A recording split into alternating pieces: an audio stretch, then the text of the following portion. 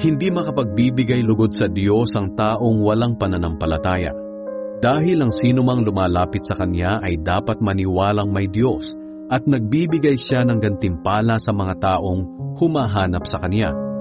Dahil sa pananampalataya, pinakinggan ni Noe ang babala ng Diyos tungkol sa mga bagay na mangyayari kahit hindi pa niya nakikita.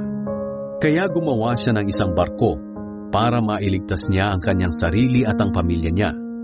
At sa pananampalataya niya, hinatulan ang mga tao sa mundo, pero itinuring siyang matuwid ng Diyos.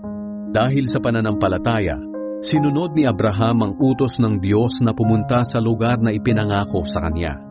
Umalis siya sa bayan niya kahit hindi niya alam kung saan siya pupunta. Dahil din sa pananampalataya, nanirahan si Abraham sa lupaing ipinangako sa kaniya ng Diyos kahit nasa tolda lang siya tumira na parang isang dayuhan.